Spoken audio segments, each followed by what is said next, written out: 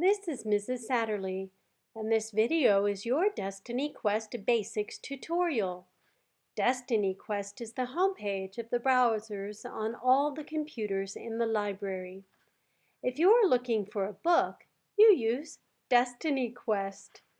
The simplest search is to type in a word related to the type of book you want to read. Let's try ballet. Press return on your keyboard or click Go. Books related to ballet appear. You can see the title of the book, the author's name, and the call number. The call number is the address of where to find the book in the library.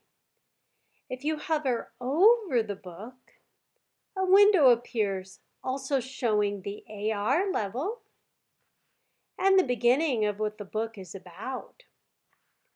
If the book looks like one you would like to check out, you can jot down the call number and go find the book in the library. If you want to find a few books, you can drag your book to the My List box.